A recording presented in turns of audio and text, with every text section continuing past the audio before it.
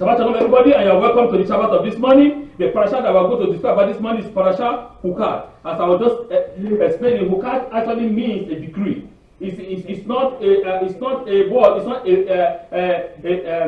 mishpatim. A mishpatim meaning laws, right? These are what we discuss about. But this is hukim. Hukim is from the word Chukkat, which means it's a decree. At least that is it. You don't argue. You don't do exactly what you are commanded. You know, you might not understand it, but God said just do it. And later on, God will teach you, God will explain to you the reason why He asked you to do it right at that particular moment. So I subtitled the passage of this morning as claiming ignorance won't hold all in the court of law if found breaking the law.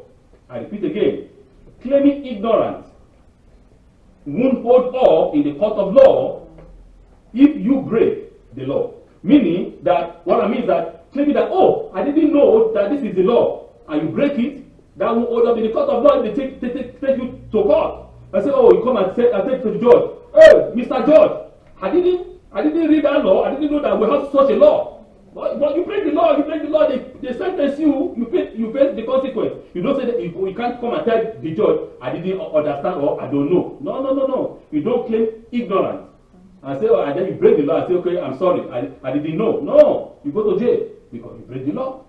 That is it. So this is what I'm trying to tell us, that if you come and say, oh, I didn't know that this is what God said, I didn't know this is what God is saying. No. If you break the law, you face the consequence of your action. In every system of governance, there are hundreds, if not thousands, of laws and regulations. And thanks to the limited knowledge of those who make and later reverse the laws and regulations, all these men-made rules and laws are subject to revision and change over time. The only set of rules and laws that are immutable are those within the Torah itself, which was created by the Holy One, blessed be He, for mankind. Only God, who created man, knows how to create a system that is not limited by time or change. The laws of God are timeless. They are from the past, the present, and the future. We are all taken into account before God tells us do this and do this and do this. Unlike what I'm saying here is that unlike the law of men, right? The law of Canada that started Canada when Canada was independent, it's not the same law that we're using now, right? It's different laws because every year they call it amendment. They amend the law. It's okay. Let us amend it because that was the time of 100 years ago, and now we don't live like that anymore because 100 years ago, of course, there was no TV, right? So there is no law of the internet. There is no law for other things that are going on now, right? So they amend the law according to the time. You know, now we're in the 21st century. They tell you, okay, this is for this one, this is for this one. They call about human rights, the la la la la la. At that time, during even though less than 60 years ago, women cannot vote in Canada. Women cannot even have a bank account without their husband saying, I approve. No, only the men has a bank account. Only the men can vote. Only the men can be in the parliament. No women, nothing. So, but now we now see that women, you know, we improve the law. Say no, this is injustice for the women. That the women can, you know, there's all kinds of what we call it, protest. You know, the people protest. Okay, I protest. Now women were given the right, you know, to vote. Women were given the right to do what? You know, to be a member of parliament, to be other, you know, to hold a bigger offices. So that is what I'm saying. But in the case of the law of God, it's not like that. The law of God is eternal. It doesn't go into that sphere of, you know, amendment. But yes, the law of God is eternal, but still yet we can still use it. You know, the way it was given 5,000 years ago is the way it is. But we cannot. What we do is to adapt them into our daily life of the present world. Laws of the land experience continuous change based upon human condition and the world at large. Every city, state, and country have laws which each individual is required to know. The laws exist to protect and to guide each member of that society to be totally law-abiding citizens. While every citizen should in actuality know every law, there are many obscure laws which are not necessarily commonly known. Nevertheless, if caught breaking the law, the claim of ignorance won't hold up in court. In essence, we must know the law, but we do not necessarily need to know the reason behind the law. This is agreement or in harmonious to the law of Judaism found in the Torah itself. What are all these things I'm saying? Every society, every city, every country has thousands, if not millions, like I will say, of laws, right? It's not necessary that you should know all the entire law, but you should have a basic understanding of the most important. Like in the law of the Torah, right? We have thou shalt not steal, right? You know that it's normal that if you steal, it's not good. That if somebody comes and if you steal another person's thing, you won't like it if somebody comes and steal your own thing, right? Don't take another person's wife. If somebody come and take your wife, you won't like it, right? Everybody, those are basic. But don't kill. You know that to kill a human being, I mean, it's not right because I don't want anybody to come and kill me or kill any of my family. Those are basic things, right? Understand. But there is some laws that God said, you know what? Those are in Hebrew we call them mishpatim, the one that we understand, that we know that it is not right for us to do. Now, but when we talk about hukim are those laws, chukkat are those decrees that we don't know. We have no idea why God is asking us to do it. But God just say, do it. Why is God telling us to do it? I don't know. But even though the law of the red cow that we are talking about today, the Torah gives us the understanding that even though Shlomo Hamelech does not have the understanding of the red cow, as wise as Shlomo was, he doesn't know the reason why God said, do this and do this. But we can understand a basic one by a rabbi that's given us a little understanding concerning the Parashat that we're talking about this morning. He said, this is in reference to the golden calf. Okay, if that is in reference to the golden calf, that is fine. But why is it that these laws of this red heifer make a righteous man, the person that is clean, make the person unclean? And the person that is dirty, it makes the person that is dirty clean. So it doesn't add up. When you add it together, it doesn't make sense. Me, I am clean, and God is asking to go and clean somebody that is unclean. And as long as I touch it, I'm unclean. And the person that is unclean, when they use it, is clean. So what is the sense? There is no sense down there. But God is saying, just do it. That is the way it is now. You don't understand, but later I'll give you the understanding for you to understand. So, like what we were saying yesterday, trying to crack a joke, in our history, we've killed 9, right? 9 red cows in the history of Israel, right? 9 red cows we've killed. So, and our rabbi said we need to kill 10, right? It must be 10, that is totality, complete, right?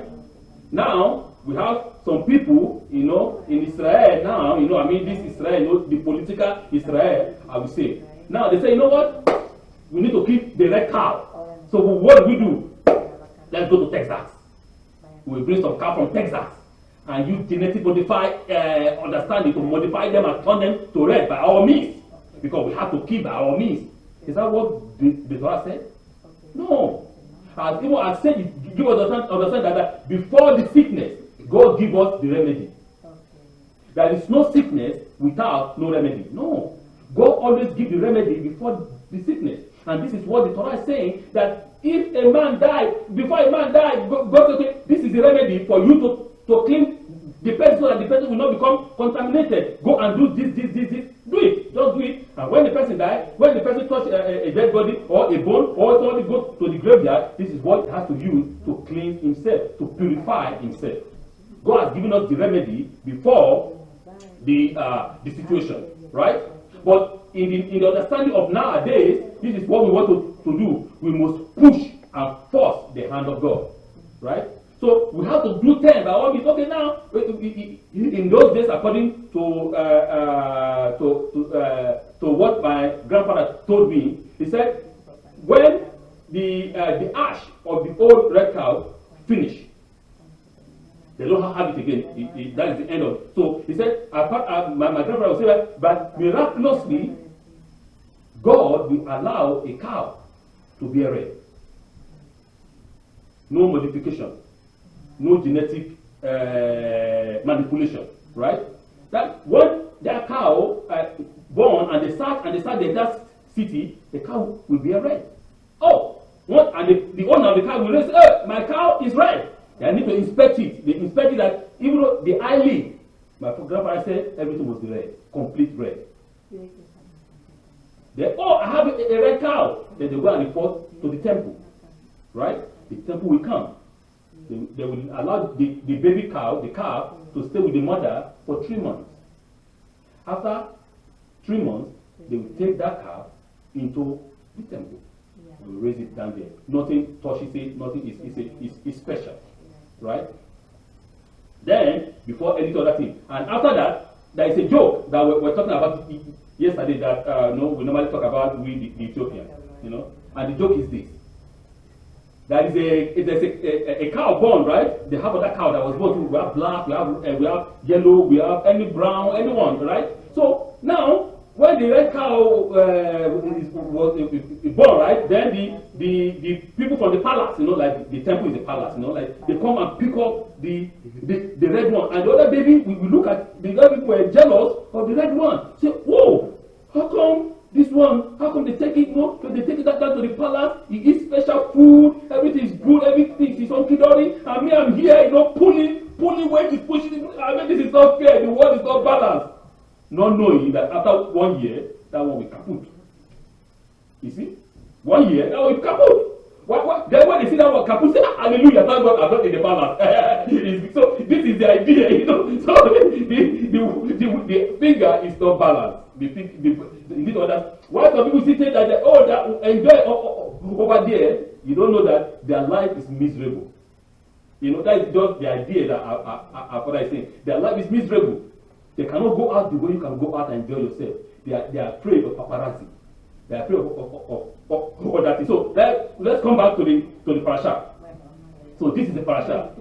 The command is a decree that we have to follow the instrument or the instruction that God has given us, no matter what. Now, remember the title: claiming ignorance won't hold up in the court of law if you break that law. You will never be free. Say, oh no, Judge, I didn't know. No, it doesn't work that way. Because everybody can claim that I don't know and they set them free. So you cannot come and say, I don't know the law. You have to understand that all the laws, all the mishpatim and the hukim, the laws and the decree, you have to memorize them in your head. Understand it. Say, God, I'm sorry, I didn't know. It doesn't work that way. Okay, so now, to perform a mitzvah that won't fully understand and comprehend, give more reason for a person to do it, and not necessarily because God commanded it. Perhaps if we know the reason behind every mitzvah, we could come to rationalize and argue against its worthiness.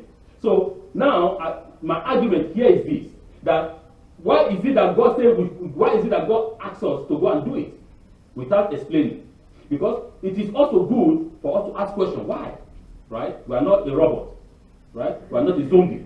We are human. We are beings. So we have the right to ask God, the Father, the question: why?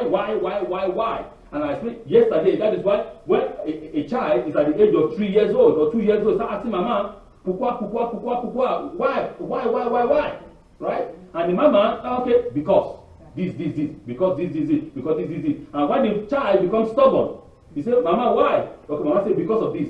He said, oh, mama, why again? He said, because of this. Then ask another question, mama, why? Then the mama gets frustrated. Say, Stop asking me questions. He's just go and do it, and that is it. So this is it. This is the idea. So it is good for us to ask questions, but God is saying now in this time, it's not the time of question. Just go and do it. Then I'm going to explain to you. It is good for us to understand what we are doing. Israel is always like that. We argue with God, and that's why God called us stiff-necked. Because we have to ask, why? Why am I doing this if I don't understand what I'm doing? I need to understand the principle, base, why I'm doing this particular thing or not, right? So, the other side of the coin that we have to see that many people, once people understand a particular situation and law, they begin to rationalize. And that's what the problem is. Do I do it? Do I not do it? You know, maybe, okay, that is long time ago. Now it doesn't matter. I don't have to do it. This is a modern world. This is 21st century, right? So that is what I'm saying. But it is good, even though by not understanding, by not knowing, it is very good for us as a servant of the Most High, blessed be He, for us to have faith in our God. That what God has commanded us, God is not pushing us into an abyss, but God is trying to teach us, are we obedient or not? This is the antithesis of what is true servant of the Holy One, blessed be He is. A true servant is someone who obeys, performs, and serves without question. That is a true servant. A true servant, I repeat again, is a person, is a man, is a woman, is a boy, is a girl that does what? That obeys, that performs, and that serves without question. No question asked. God said to Abraham Abinu, rise up. I will go to lead you. You want to see that light? I will lead you to the land. Unto the land. I will show you everything. Abraham can say, oh, no, God, I'm no longer interested. I don't want. I'm not going. Or you can say, okay, I pack my load and what? I move. Without question asked. God will begin to explain to you step by step on the way. Step by step on the way. But if you say, no, okay, God, tell me everything that's going to happen in my life before I can do anything. Okay, sit down there. You are going to sit down there for the million years and nothing will get done. You need to act based on what? Based on faith. Because you know that the God that you are serving is a God that will not lead you into destruction, but into what? Into victory. There were times I have been challenged with my understanding, calling it a blind faith, which is true. The answer to that, it is, yes, it is true. Our faith is a blind faith. We all have faith that one day, have you ever seen, my question is, have you ever seen somebody that go to heaven and come down and say, this is how the heaven look like? Me, I've never seen. Maybe I don't know if any of you have seen that. Somebody went to heaven and came back from heaven and said, oh, this heaven, this is the way it is. I can prove it because I've never seen such a person.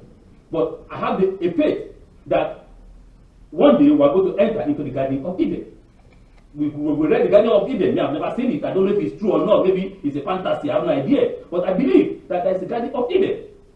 It's a faith. I believe that doing good, doing the mitzvot, following the commandment that God has given, this will lead me into the Garden of Eden. And that is just, I believe that. And for me, I follow all the steps one by one as God has commanded. So the same thing here. Our faith is a blind faith. We just believe that, yes, that is God. We believe that, I've not seen him face to face, but I believe that that is God. Because I know I cannot create myself. I know there's a higher power above. I know that the world, it doesn't come to existence by magic or by, as the scientists say, by chance.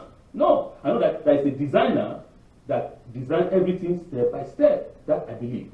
So this is the same thing that the Torah is asking us to do. Unfortunately, in our daily and in our age, in the society of today that we live in, there is a culture of about me alone. Me. It's ego. It's not about, my right, not the right of other person. This is my right, So now, or this is my way. This is the way I'm thinking. And when you think, and when you don't think the way that they want you to think, they call you a name. They tell you, oh, you are a terrorist. Or you are on the right, extreme right. They say you are a bigot. They give a name because you don't think the way they think. They want everybody to think the same way. And if you want everybody to think the same way, what are you doing? You are making a zombie out of the society. You are making an animal out of the society. But I have the right for my own thought.